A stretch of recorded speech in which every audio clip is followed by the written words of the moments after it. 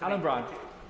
Thank you, Mr Deputy Speaker. This call for an immediate ceasefire is about limiting the slaughter to the horrific 30,000 civilians already killed, stopping more civilians being killed by bombs, by bullets, starving to death or dying from disease.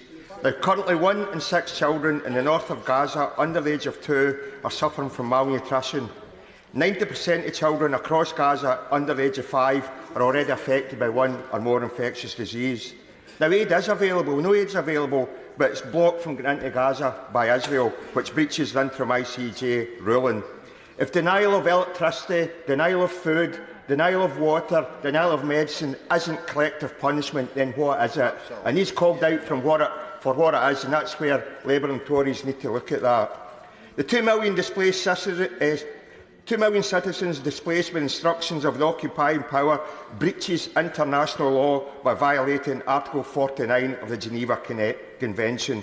So where is the Government or Labour condemnation of the displacement of civilians? Now, in terms of reprisals, obviously the Hamas attacks were brutal, but 25 innocent Palestinian civilian deaths for every Israeli death is not justice.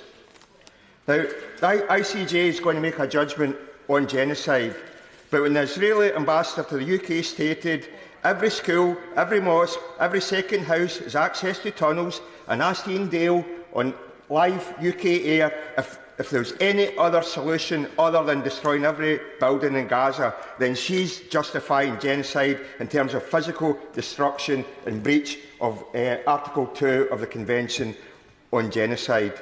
Where is the condemnation of the comments by the Israeli ambassador to the UK? It's a deathly silence.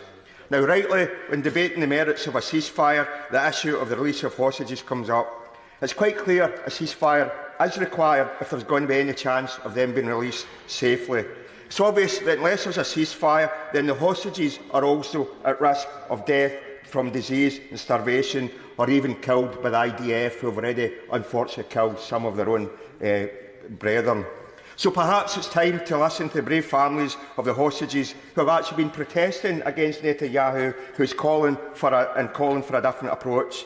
It's time to listen to organisations like Jews for Justice, to the 25 humanitarian organisations demanding an immediate ceasefire.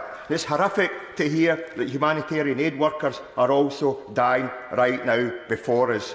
It really is time to have a ceasefire and then to look at building the two-state solution and helping the survivors who are going to be traumatised for life. Yeah.